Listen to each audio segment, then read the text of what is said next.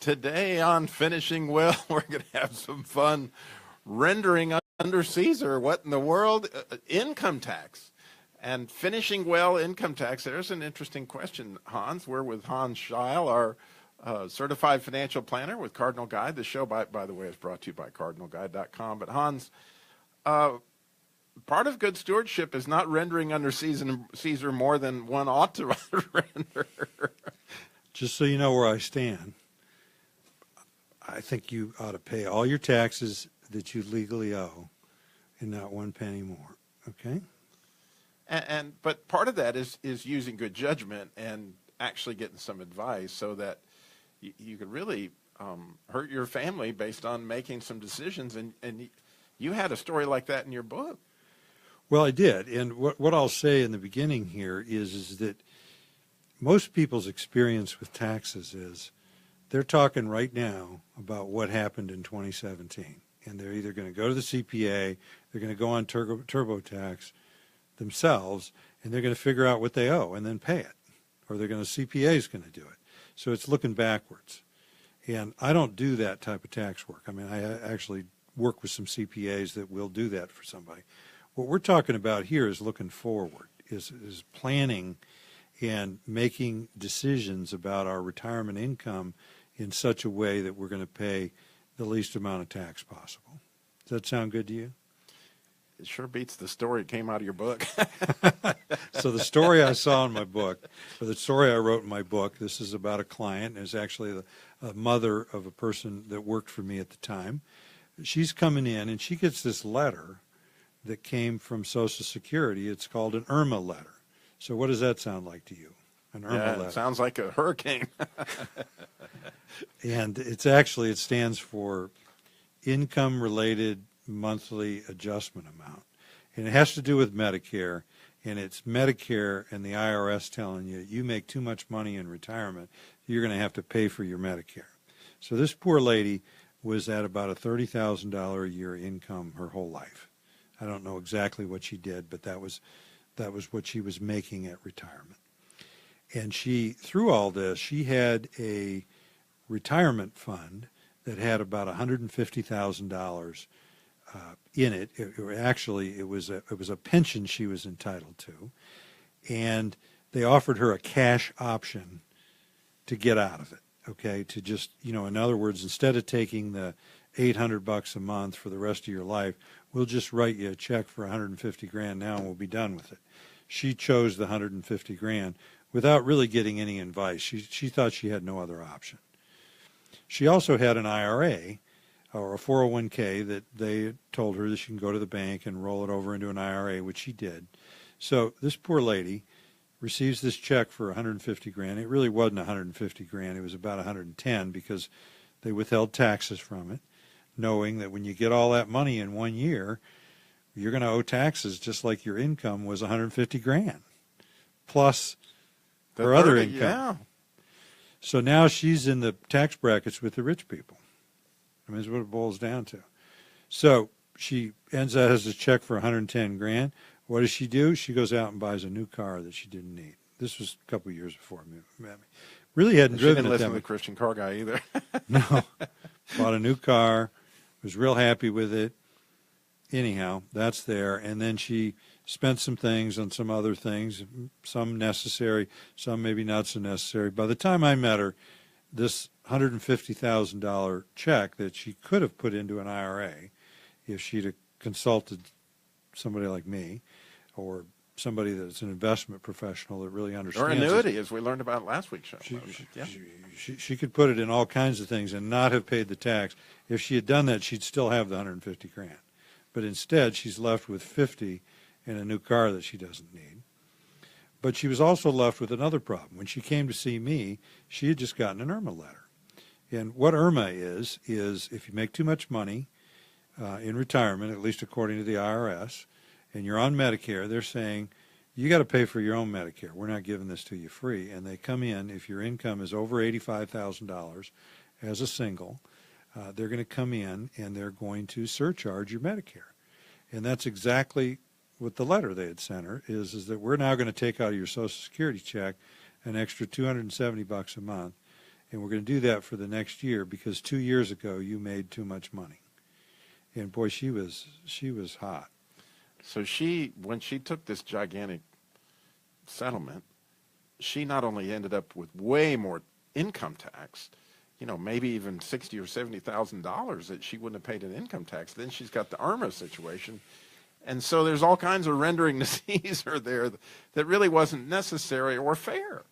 Well, so one of the nice things and the happy points of this story is we were able to appeal to Medicare, Social Security, and the IRS with her, or she was able to appeal with our assistance.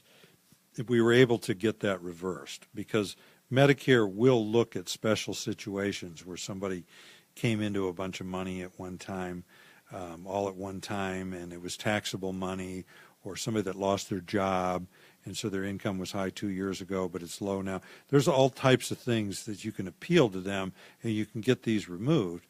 But it really, when we were just looking for a story to start the show, what we're looking at here is in retirement, you have some levels of control over what your income is and what your taxable income is, because it's according to which account you pull it from, providing you have several accounts. If you're not fortunate enough, if you only have one account and you need a certain amount of money, I guess we don't have a lot of options.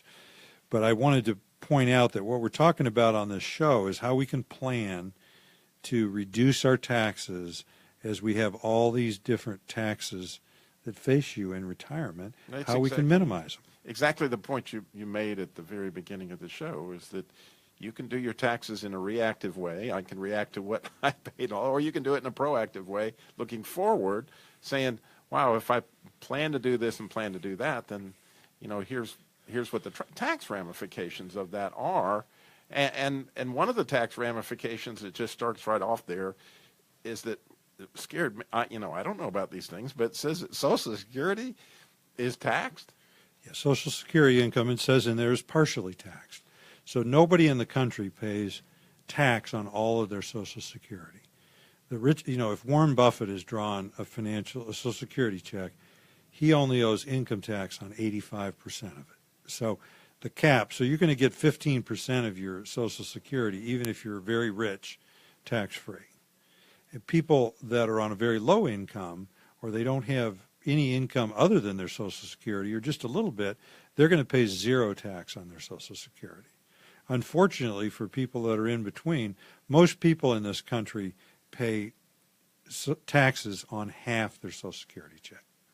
So in other words, if your Social Security check is $20,000 a year, many times you're going to be paying income taxes on $10,000 of it, or depending on what your tax rate is, you're going to owe a couple $3,000 in tax on your Social Security check. Well, that leads a question, for somebody like me, who, I'm fortunate, I guess, or not fortunate. The way I get paid, they take the tax out. So at the end of the year, when I do my taxes, I usually get money back. But under this circumstance, because they didn't take the money out, I don't guess, or can you set it up so that it does? Or at the end of the year, are you going to owe that, say it was that scenario you just said, where you had a $20,000 Social Security income. At the end of the year, you're going to get taxed on that $10,000, and say it's $2,000. You got to write a check right then for $2,000, or was that something they would take out every month? Well, they can take it out, but now we're back 2 shows ago, Robbie. Oh, on Social Security, you're not going to take a Social Security check while you're still working if you're under 66. Okay, so what we're looking here is prospectively. We're just saying, okay, so you're retired. Let's just use an example of $20,000 a year. That's what your Social Security check is. Let's pretend you're single to keep the math simple. So if the only money you have to live on is that $20,000 of Social Security, you're not going to owe any tax on it. But if you have a retirement account, or you have a part-time job, or you got something where you're making some money in addition to that $20,000, that's the thing that drives your taxes on your Social Security check. It's your other income. Right. And so the saddening news there is come April 15th, you got to pay the piper. You'll be rendering in one big fat check. But if you have a couple of accounts, if you have one, your savings, like you have a CD and you have some money that you've already paid taxes on that's savings, and then if you have a retirement account, even if it's small, or it's large, or it's kind of in between. It's probably large to you. So you've got that money. When you pull money out of your retirement account, that's taxable income. When you pull money out of your savings account, that's not taxable income. So right there, if we have somebody in that situation, you're in control of your cash flows. So we can sit down and figure out how much money you need to live off of in retirement. We can do it year by year. And then we can pull that from the appropriate account, and we can control how much taxes we pay on that, plus the taxes we do or don't pay on Social Security. Planning forward again, but me, I'm always reacting.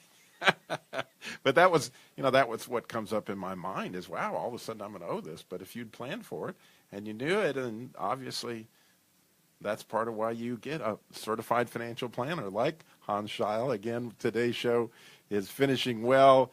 It is brought to you by CardinalGuide.com, and the 7 worries that are at their website at CardinalGuide.com, you can download a PDF of this very topic. And it talks about a lot more than just Social Security taxes, Medicare, all sorts of things. It's a regular ABC soup again that we're going to talk about coming up. But we do want to mention you can go to CardinalGuide.com there and get the download of the PDF and look at today's show, or order the whole book for a couple bucks. You can get the ebook, there at CardinalGuide.com. I mean, we put the PDFs up there. We're essentially giving away the book for free, chapter by chapter, on the website. And I welcome, don't feel bad at all about downloading it and reading it. I put it out there to help people. So we'd love for you to download that and read it, and you can see all the background associated with the stuff that we're putting out to you. So we talked about Social Security, Medicare. They charge you for that? What? Well, yeah, they're going to charge you for Medicare, and they're going to take it out of your Social Security check. But that's really not a tax. It becomes a tax when you pay extra for Medicare because you have a high income, and that's called IRMAA, which we talked about earlier. So it's pretty complicated. And if you fall into a higher income, or this sounds familiar, you definitely need to get somebody familiar with this looking at it, because there's some ways you can appeal and manage that, or just manage your income in such a way that you don't have to pay that tax, or it's lessened. Right. The idea is to plan ahead, don't react when it comes to taxes and those kind of things, especially as you're finishing well, which is the title of the show, because finishing well takes some real strategies. And what a cool thing that you can find a brother in Christ here, Hans Scheil, or the other advisors at Cardinal Guide. You guys have several, right, Hans? Oh, we do. We do. I have a whole bunch of graduates of colleges and universities in the Triangle area, okay? And we won't name all those because we might irritate some people. Oh, when we come back, we've got a whole lot more to talk about rendering under Caesar.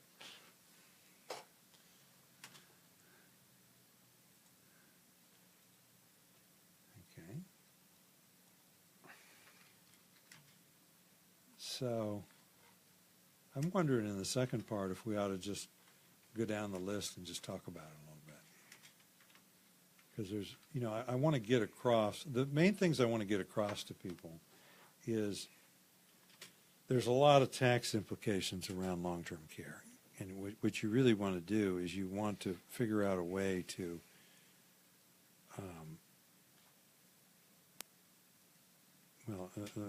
maybe in the opposite. So like if your dad went into a nursing home right now, or into assisted living, or he had somebody coming out to the house to take care of him, and that was costing $40,000, $50,000, $60,000 a year,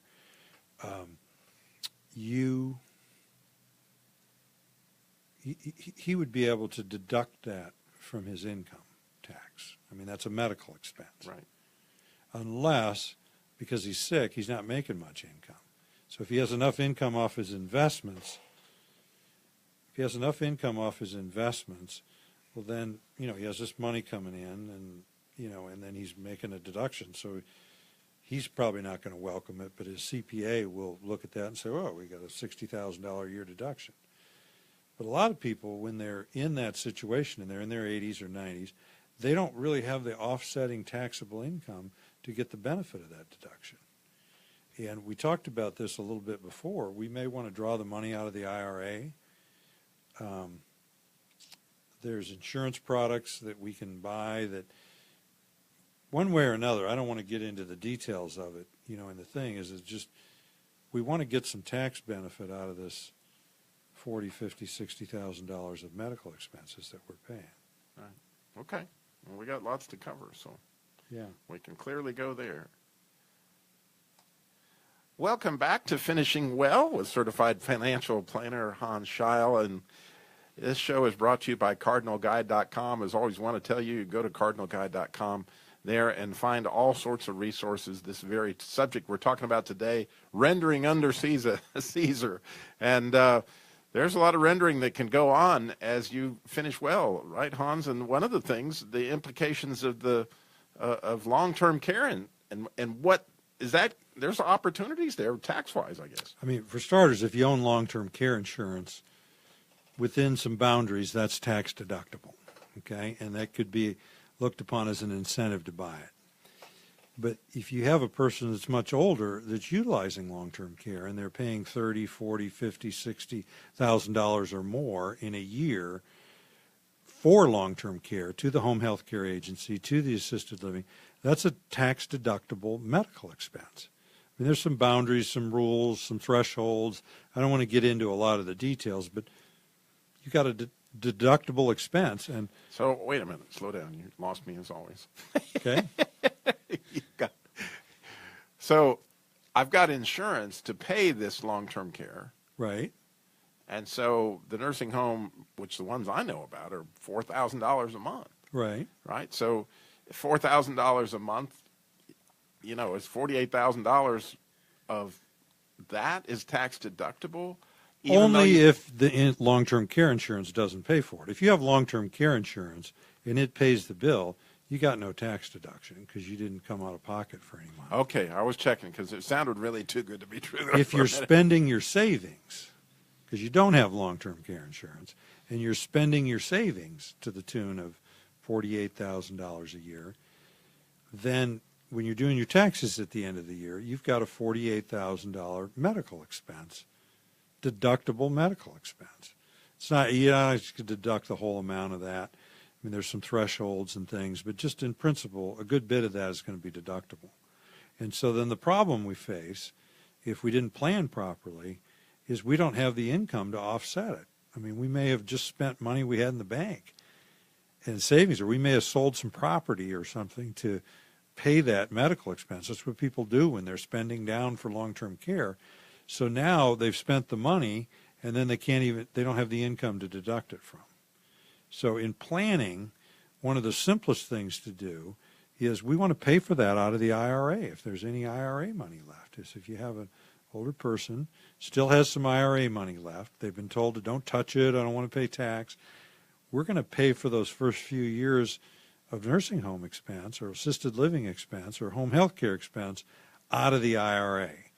And, you know, don't do this at home on yourself. I mean, you need to come to somebody like me that really gets all the I's crossed and, you know, make sure you're making the right move. But I'm just explaining that there are ways to make this tax favorable, this horrible expense that people have at the end of their lives. Wow. That's phenomenal that there's all sorts of things like that as you get into this.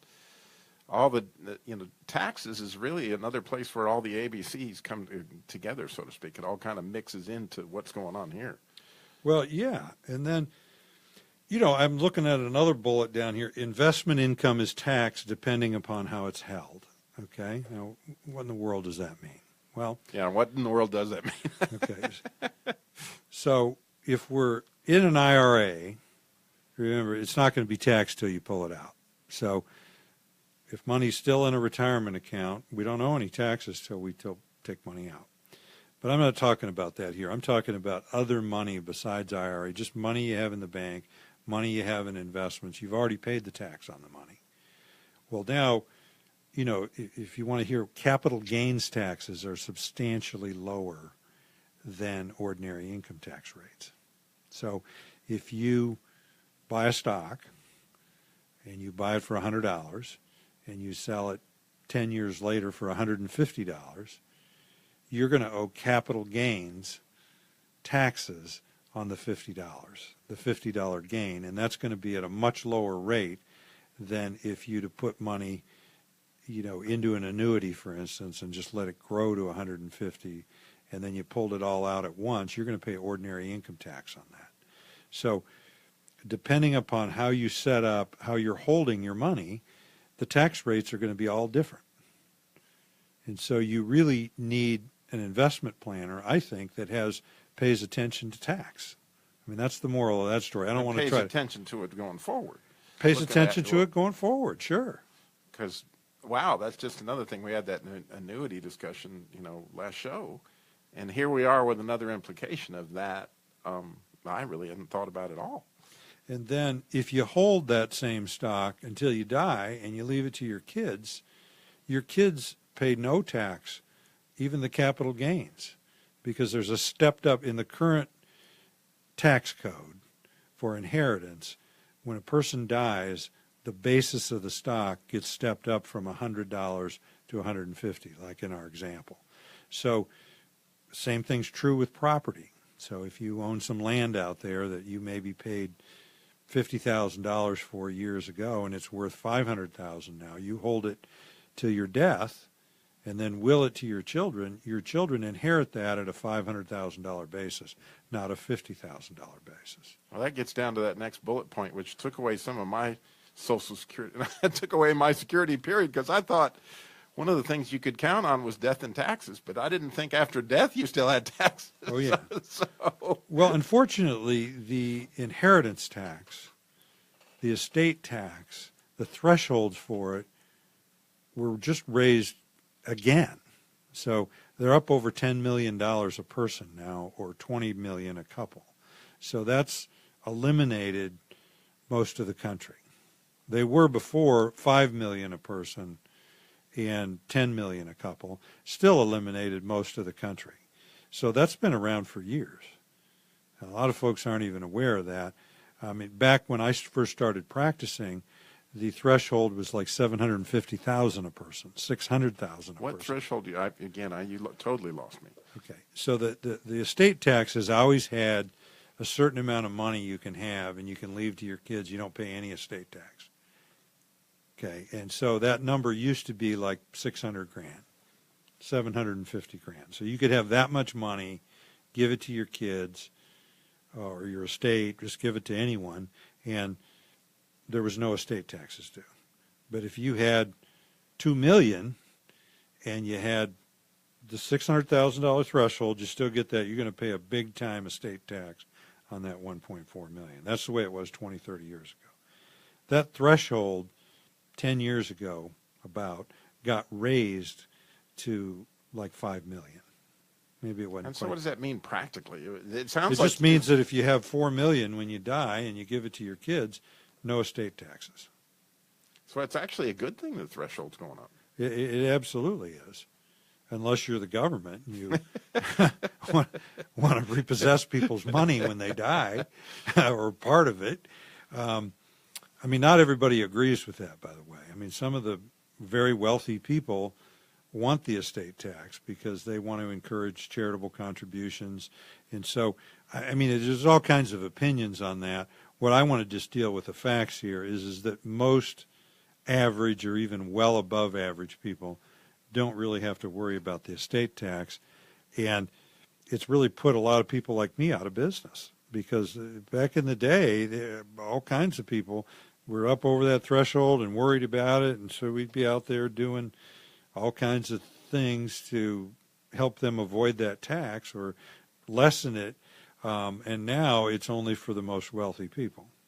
I consider that a good thing, though. I mean, it's helping people and allows people, like with a farm. I mean, it's easy for a farm to be worth 3, 4, 5, 8, 10 million, or a business of some kind, and that's not just confiscated when it goes from generation to generation. So I consider it a good thing. Yeah, and so when you're looking at your own estate, are there other things to consider besides the threshold when it comes to taxes? Really, you need to be looking at income taxes. Okay, I mean, when you're talking about just transferring money or property from this generation to the next generation, if you're under those thresholds, it means you have less than 5 million or now 10 million, and that's not in the picture. but you still have something of significance that matters to you, and you want to give it to your kids. You want to pass it on to your kids. The big issue now is income taxes, is we want to transfer that asset to them having the least amount of income taxes that they're going to have to pay out of it. And one of those real concerns we talked about in the previous show is IRAs come with all kinds of tax liability. Oh, absolutely. That's why I like you to spend your IRA money in your lifetime and leave your kids non-IRA money or property or life insurance benefits that all come to them tax-free. So when it comes to getting professional help with your income tax preparation, that's another bullet point you got here. You're not supposed to go to TurboTax. Well, I would say that for sure. I think that if you have, I have a lot of my clients use TurboTax. I mean, if you got a fairly simple tax return, there aren't that many entries on it, and you've got an IRA, and you've come to us, and you know, we've planned this thing out. It's not that hard. If you struggle with that, or you're just guessing at things, or then or you have a complicated tax return, you might want to think about using a CPA. And what we do is we refer our clients to the CPA, but we act as the go-between. In other words, they don't ever talk to our CPA. They talk to us. We talk to him. He does the work, and he does it. He does it with his CPA wisdom. That's not my bag. So according to your book, the AARP will help you as well? The AARP will do your taxes for free, as well as many senior centers through there. There's all kinds of programs out there to help a person with a simple tax return. And you'll see them advertising in senior centers. I would encourage you to utilize this. Again, if you don't have a complicated return, if you've got a complicated return and you got property and it's been sold, or you have a business, or you have some complicated investments that issue K-1s, that kind of stuff, you need to get the help of a professional. Yeah, because if you get going in the wrong direction, I think we all have friends at our age. We've seen what happens if they get on the wrong side. Well, this is wonderful programs, though. There's people that volunteer in retirement that have good business sense. That I know a lot of them, and they send me referrals of people that they're looking at something and they say, you need to go talk to somebody about this, or you need to go talk to Hans about this.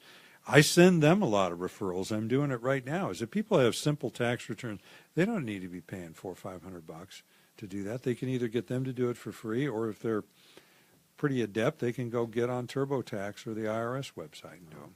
Well, it's a fun time today on Rendering to Caesar, on Finishing Well with Certified Financial Planner Hans Scheil. And as always, we want to tell you, it's brought to you by CardinalGuide.com, where we would urge you to go to CardinalGuide.com and look on the radio show there. You can listen to past episodes, or you can even suggest, wow, we need to hear more about annuities, or whatever it is that you may want to learn about.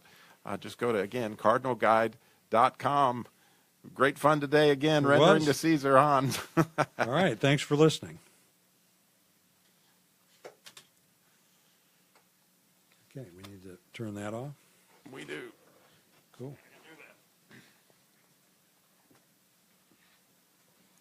That was fun. Yeah, very fun.